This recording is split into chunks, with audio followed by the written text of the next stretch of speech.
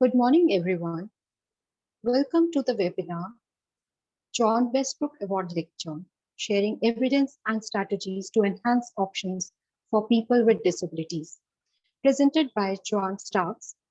Chair for today's webinar is Hannah Cooper. Over to you, Hannah. Hello, everybody. I hope everybody is keeping well, and I'm sure that this webinar is including people from all over the world, which is one of the small advantages or positive impacts of the pandemic. So today is the John Westbrook Award lecture for contributions to knowledge translation. The late Dr. John Westbrook was a strong supporter of Campbell, and this talk and this award is supported in part by a generous bequest that he made. So Dr. John Westbrook was a supporter of Campbell collaboration. As I said, he served as the co-chair of the Campbell's Knowledge Translation Implementation Coordination Group and on the Collaboration Steering Committee. And he was nationally and internationally known as an expert in the fields of knowledge translation, dissemination, and utilization of disability research. This is the third time that this award has been given, and in 2020 it was given to Joann Starks, who will be presenting today on sharing evidence and strategies to enhance options for people with disabilities. Joann Starks is a senior technical assistant consultant at AIR. She works for the Centre on Knowledge Translation for Disability and Rehabilitation Research, and previously at the Centre on Knowledge Translation for Employment Research. She also serves as the co-chair of the Disability Coordination Group of the International Collaboration, Campbell Collaboration. She has different key roles. She's involved in lots of training and capacity development, including coordinating online training on topics such as research evidence and the production of high quality systematic reviews, and also planning workshops, webcasts, and conferences. Her expertise is very much on individuals with disabilities, addressing a broad range of issues, particularly equity, multicultural issues, employment, independent living, special education services, and so on. And today she'll focus on discussing strategies and partnerships developed over 15 years to share evidence from disability-focused systematic reviews and other sources. She also shares some ideas proposed by John Westbrook, such as the Disability Coordination Group of the Campbell Collaboration. The talk will be up to 45 minutes, and that will leave time for Q&A, so for questions and answers. So if you have questions, please post them in the chat, and then we will have time together at the end to discuss these issues. So I'm now going to hand over to Joann for the presentation, and thank you again for making the time to attend.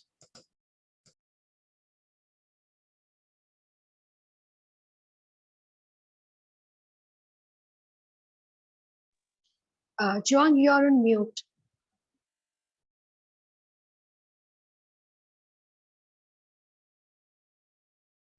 Apologies, I lost my cursor for a minute there. Thank you very much, Hannah, for that introduction. And thank you. I want to thank the Campbell Collaboration and particularly the Knowledge Translation and Implementation Coordinating Group for conveying this award upon me.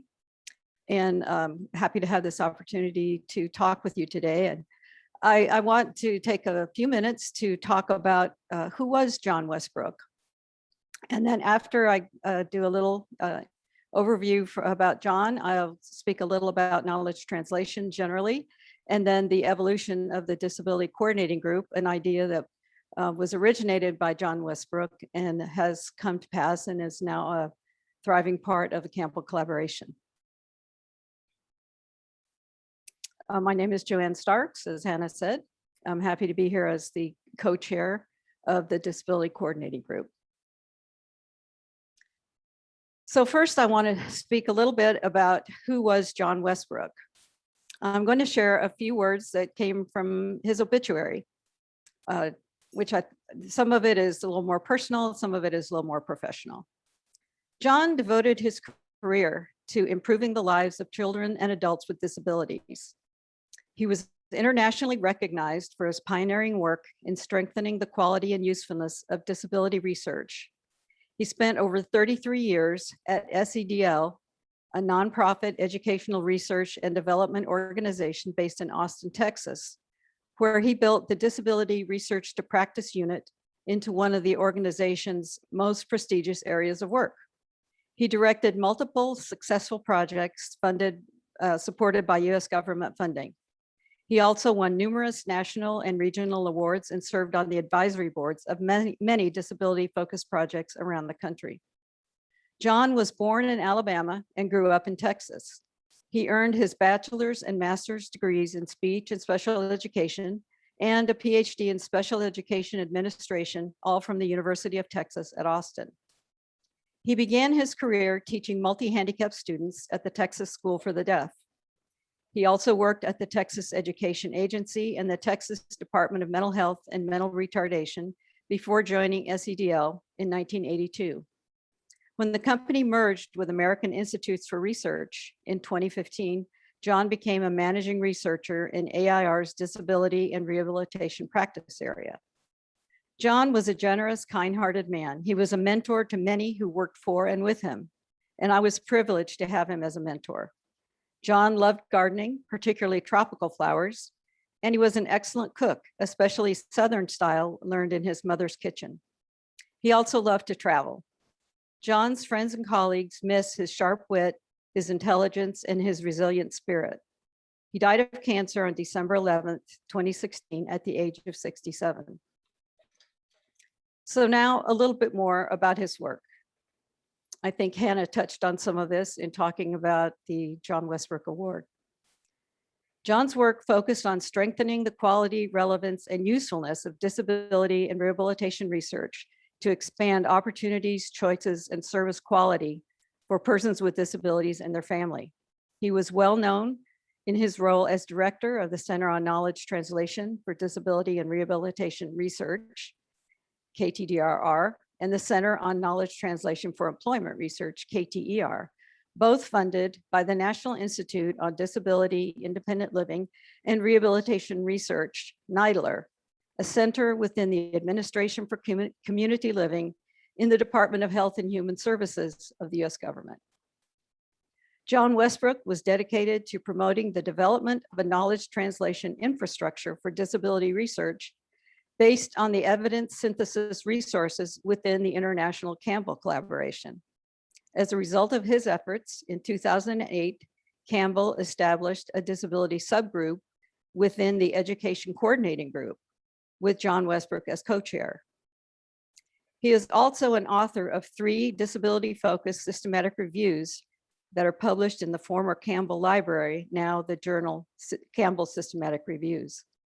In 2013, John was named to the Campbell Steering Group and served as co-chair of the collaboration's Knowledge Translation and Implementation, or KTI, Coordinating Group.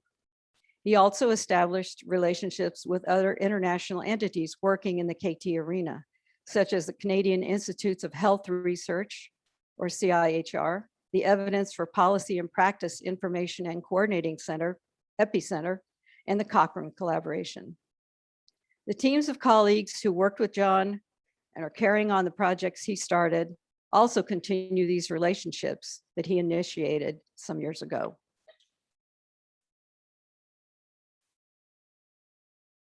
So next I'll move on to a little more about what is knowledge translation. And I'm using the definition from the National Institute on Disability, Independent Living, and Rehabilitation Research, NIDLR. It's the multidimensional, active process of ensuring that new knowledge and products gained through the course of research ultimately improves the lives of people with disabilities and furthers their participation in society. So it's not just having the information out there, but making sure that the information is applicable and useful to help improve the lives of people with disabilities. NIDLR's mission is to generate new knowledge and promote its effective use to maximize the full inclusion and integration into society, employment, independent living, family support, and economic and social self-sufficiency of individuals with disabilities of all ages. And so why is knowledge translation important? It's important because it increases the relevance of research, meaning that it's the the research really addresses issues that are faced by people with disabilities, increases the probability that research can be used, meaning that it offers useful information or solutions related to those issues, increases the feasibility and accessibility for users. So information is presented in ways that make it useful for intended users, and increases the effectiveness of dissemination or the reach. When users are aware of the availability of new knowledge or products, they can make an informed decision or take action to change behavior, practice, policy, or systems as appropriate to improve the lives of people with disabilities and further their participation in society.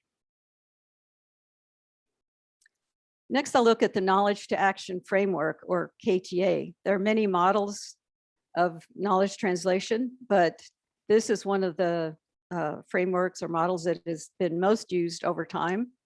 This was originally credited to Ian Graham and colleagues in 2006, and this model was further updated by Strauss, Tetreault, and Graham in 2013. As you can see, the KTA framework has two components. In the center is the knowledge creation, and then around the outside is the action cycle.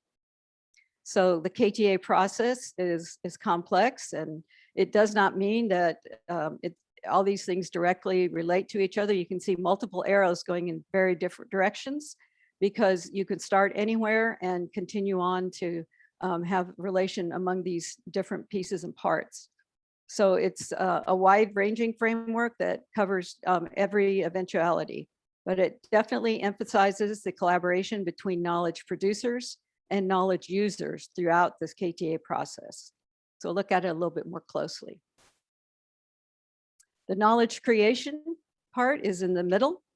You can see it's like an inverted funnel with the parts relating to each other. The knowledge inquiry is then further synthesized, and then finally becomes knowledge, tools, and products that have gone through a process of examination. And then on the side, you'll see tailoring knowledge, so that the knowledge is actually useful for the specific audiences that people are going to be working with. And it's critical that the stakeholders, possible knowledge users, are involved throughout this process. It really can't be overstated. The researchers need to know about the needs of potential knowledge users, so that everything can be tailored to specifically address the problems identified and customize that knowledge for those different audiences. Then the outside of the circle is the action cycle, and we'll look at some of those steps a little bit more closely. First is, again, these are not necessarily in this order, but we just start and go through the various steps. Identifying the problem. It's important to know what the stakeholders need knowledge about. Next is to adapt the knowledge to the local context. It's important to know who is the audience and what is the value, usefulness, and appropriateness of the particular knowledge. Next is assess. And in this case, assessing barriers and facilitators to knowledge use. What are the factors that can hinder or help in the uptake of knowledge? The next step is implement, which is select, tailor, and implement interventions. The interventions can refer to a process to improve a situation or specific knowledge translation strategies to bring about change. The next step is monitor the knowledge use. And that means documenting the use of interventions, tools, or products. The next step being evaluating the outcomes. And to see if what you're doing actually does have an impact on your intended goal. These impacts could be a short-term outcome, just awareness, increased awareness. An intermediate outcome could be a behavioral change, and a long-term outcome might actually be a policy change. And then the last step in this cycle is sustaining knowledge use. How will your KT activities continue to be met once your project is over? Who will hold on to the knowledge or the training tools that have been shared? So this, as you can see, The knowledge to action framework shows that KT is an iterative process. You've got to involve the stakeholders that will be using the information and the knowledge. And you can start at any piece along this framework, and you'll see there's a relationship between all the other parts. So it doesn't just start and then it's over. There's constant input coming in from different stakeholders throughout the process, and things will change as you move along. So the next thing I wanted to talk about was a little bit more about establishing the disability coordinating group. As was mentioned, this really was an idea that came from John Westbrook. And I've got a little bit of a timeline here. I won't go through each of these steps, but it does give a little example of the process of how the disability coordinating group came into being. It was February of 2006 when a team from the National Center for the Dissemination of Disability Research, which was led by John Westbrook at that time, excuse me, participated in the 6th annual Campbell Colloquium in Los Angeles, California. We had just recently heard about the Campbell collaboration, and we're excited to participate in the colloquium and begin to learn a little bit more directly about it. And then in the following year, a team also participated in the 7th colloquium in London. And that resulted in January of 2008, a request by John Westbrook to to the Campbell Steering Group to establish a disability subgroup within the Education Coordinating Group. And in March of that year, the steering group did approve the disability subgroup. And you can see that in May of 2008 and 2009, continued to participate in the further activities of the Campbell Colloquium.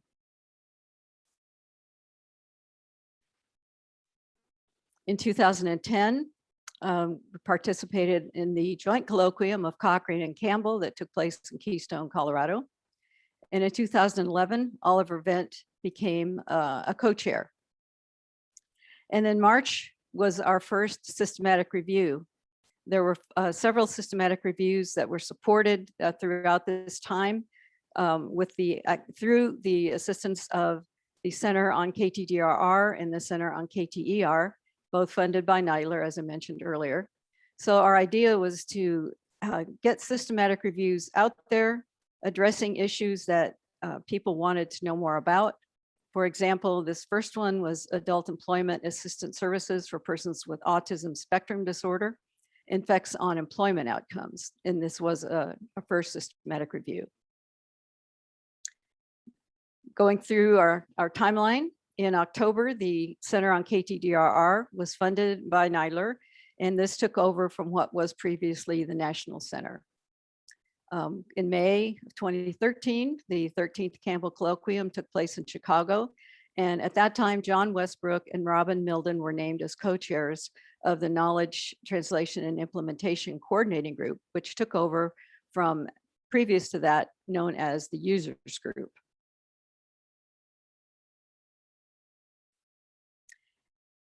And another systematic review supported through efforts of NIDLR funded project on autism that was housed at SEDL and continued to participate in the next Campbell Colloquium that took place in Belfast. And in January of 2016, Kathleen Murphy was named Principal Investigator or Director of the Center on KTDRR as John Westbrook stepped down due to his illness. Another systematic review in that year and the What Works Global Summit took place in London. And then in December of 2016, John Westbrook sadly passed away.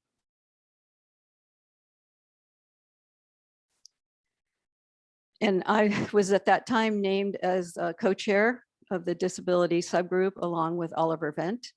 And Cindy Kai was named to take over his role in the KTI coordinating group. And then in May of 2017, the Campbell board approved the disability coordinating group, so that the subgroup then, instead of continuing to be a part of the education coordinating group, became its own coordinating group. It was the culmination of an effort started by John Westbrook almost 10 years before. And it really was sad that he wasn't able to see that actually come to pass, but he did dedicate a lot of time and effort to it. And it was because of that that the coordinating group did come into being. And at that time, Oliver Vent and I became co-chairs of the DCG. Carlton Fong was and still is the editor, and an Outlaw, a colleague, became managing editor. And in May also of that year, the Campbell board established the John Westbrook Memorial Fund and Award for outstanding contributions to knowledge translation. And then in September of that year, the Global Evidence Summit took place in Cape Town, and AIR was awarded the new Center on KTDRR. And then in October of 2018 and 2019, Global Evidence and Implementation Summit took place in Melbourne, followed by Mexico City. And then in 2020, the What Works Global Summit took place online. So some of the key objectives of the Disability Coordinating Group are to undertake and maintain a series of high quality and timely systematic reviews of interventions aimed at improving the quality of life and outcomes of individuals with disabilities. And this does, again, further the ideas of John Westbrook throughout his career, and his idea for really establishing that infrastructure to provide a platform through Campbell to really raise awareness about the interventions that can have positive impacts on the lives of people with disabilities. Also, to establish and maintain a network of individuals with disability expertise or experience who are interested in developing and or contributing to disability related systematic reviews. And that includes peer reviewers as part of that network. Encouraging the involvement of people with disabilities, their family members, and other disability-oriented stakeholders in all steps of the systematic review development process, including the development and dissemination of appropriate user-friendly interpretations of review results. Again, this is to make sure that the high-quality information, the knowledge that is created through the systematic review process actually can make it to help people and not just gather dust on a shelf, but that the information is actually useful and put into use. And then finally, the other key objective of the Disability Coordinating Group is to provide training opportunities for interested systematic review authors in the production of Campbell reviews in the disability area. So the current leadership team at the Disability Coordinating Group still includes myself and Oliver Vent as the co-chairs, Carlton Fong as our editor. We now have an associate editor, Brian Reichow, and a methods editor, Derek Rogers. And we have a new managing editor, Ashima Mohan of the Campbell Secretariat, who's replacing Audrey Portis, who carried out this role and was very helpful over the last several years. So the DCG has produced a number of products, and for this last year, we've got currently approved 5 titles for systematic reviews, 2 titles for evidence and gap maps, 2 protocols for systematic reviews, and 1 review is just completed and it's a joint with the Education Coordinating Group. And in total, in the last several years, we have 11 titles for systematic reviews, 3 for evidence and gap maps, 2 protocols for systematic reviews, 1 completed evidence and gap map, and 3 completed systematic reviews. And several more things are in the pipeline right now. So some of the completed reviews I just wanted to briefly mention. These were actually shared last year at the What Works Global Summit online. We had 4 teams that presented their systematic reviews. And this first one was a mixed method systematic review led by Patrick Fleming on individualized funding interventions to improve health and social care outcomes for people with disability. And the next one was multifaceted interventions for supporting community participation among adults with disabilities, a systematic review. And this review was supported in large part by the Center on KTDRR, because one of the activities within the center is to provide assistance for review teams in the disability arena. And this team was part of a NIDLR funded project. And again, NIDLR does provide its support to the Center on KTDRR and support of the Campbell collaboration generally.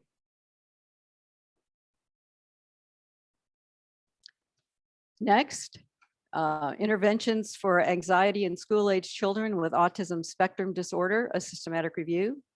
And this review was produced by a team from Australia. And then finally, in addition to the reviews, we have the evidence and gap map of studies assessing the effectiveness of interventions for people with disabilities in low and middle income countries. And that was led by Ashrita Saran.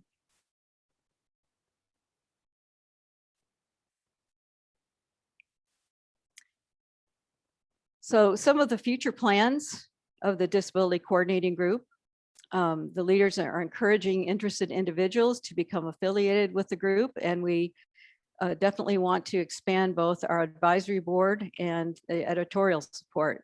And I want to extend a thank you to Hannah, who is a member of our advisory board. We'd like to invite especially people with an international and policy focus who might be interested in participating on the advisory board. Also, we're currently looking for an additional associate editor with a person that may have more of a focus on health and function activities. And then we also need peer reviewers, people who can help us complete the reviews of the systematic reviews that are presented to our coordinating group. So anyone that has an interest can send your name, your affiliation, the country you're from, your email address, and your expertise to any one of the members of the leadership team.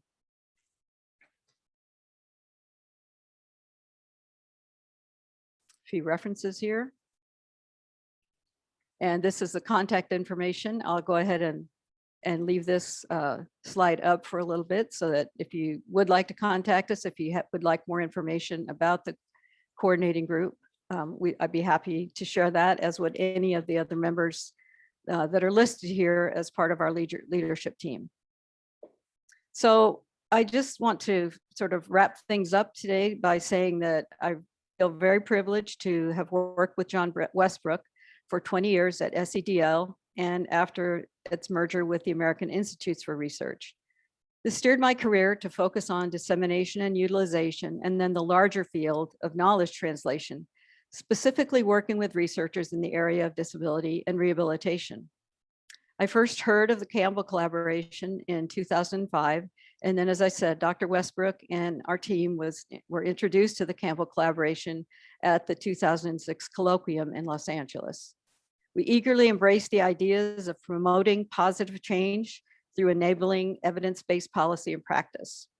A wonderful part of my work has been getting to know top-of-the-line international researchers who are dedicated to making better evidence for a better world, as well as learning about the most current evidence synthesis strategies, such as evidence and gap maps, living systematic reviews, mixed methods, and more.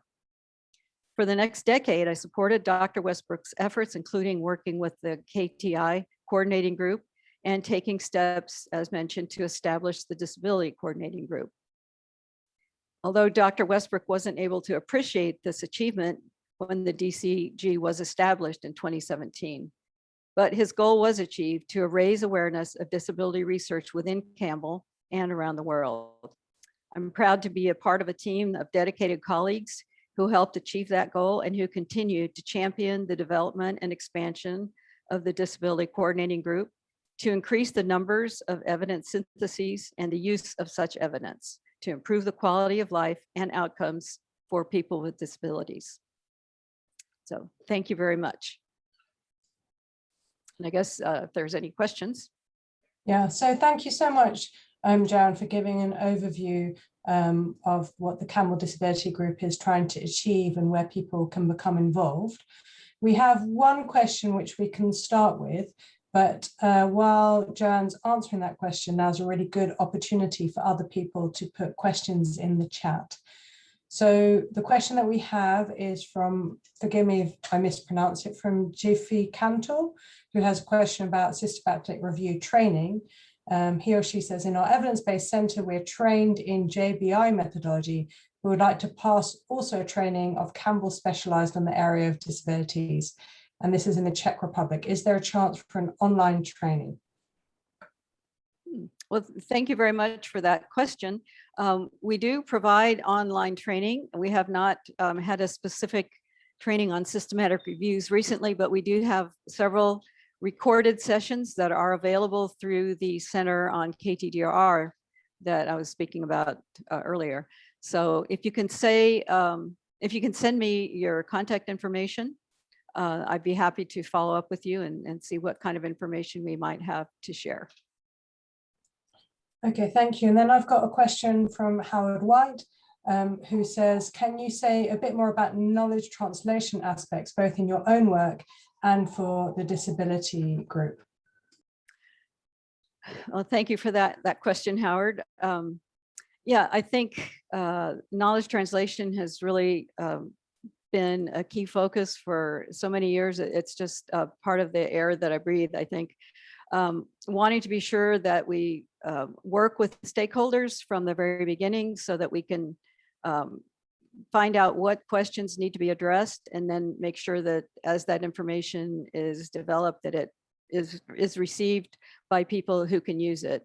And we do provide a lot of different ways to share that information. We, especially the last year or so, have been using a lot of webcasts, a lot of online activities. We've had in-person workshops and conference presentations over the years.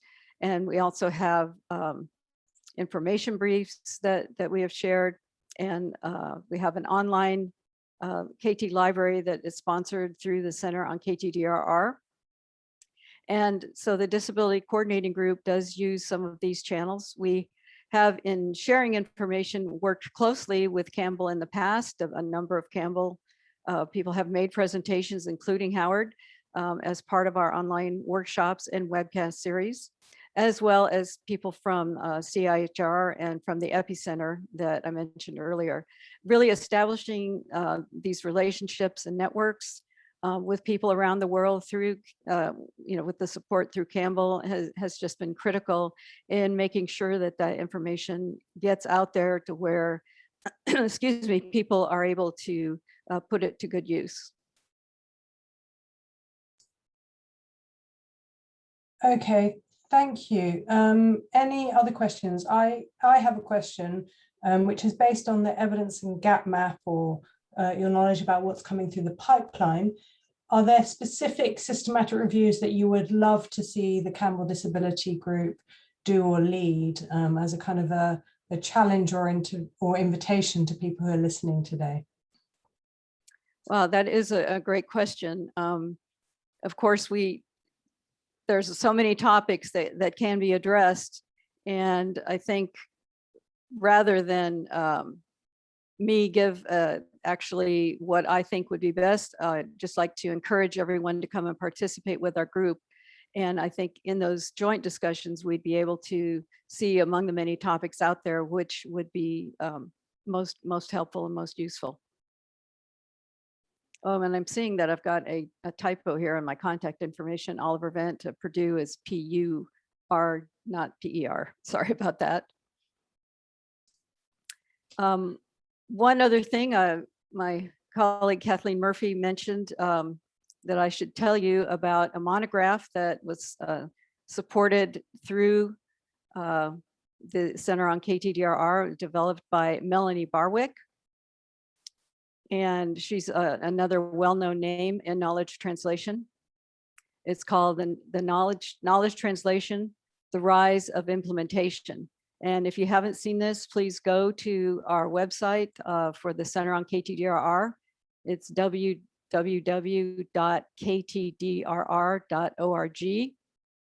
And you'll be able to see a link to go to this monograph that really does discuss knowledge translation over the last 10 or so years, and how the rise of implementation science is impacting knowledge translation.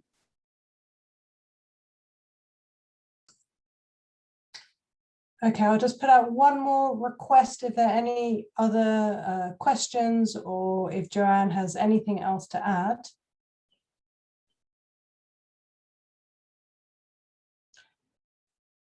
I think then that means that I should thank Joanne for the presentation and congratulate her again on the award, and thank everybody for joining. And perhaps somebody from the Campbell collaboration could finish up and or talk about any other webinars that are upcoming.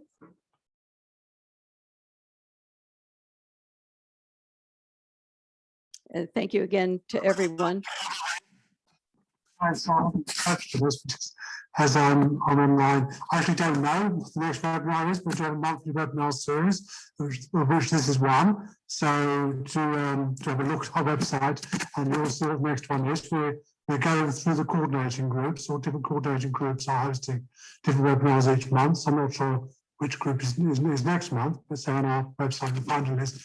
And it is there is a particular date, which is what it is now, the second Tuesday of the month, I think it is, if that's what it is now, that's when it is. So it's a fixed time and date. So thanks, Joanne, for giving this one, and thanks to Hannah for chairing. I should just mention, please, that the Campbell webinars are sponsored by the American Institute for Research, which also actually is where both KTI and disabilities are also supported by AER. It's very much of an AER sponsored event. So thank you to AER for that.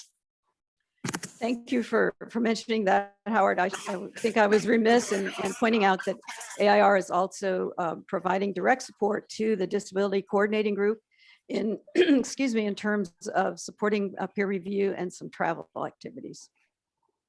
Yeah. Oh, and I see Vivian has posted the next webinar will be the 13th of July. Okay, so thank you very much to everybody for attending, and I think hereby we close this session. Thank you. Everyone, bye. Thank you. Bye.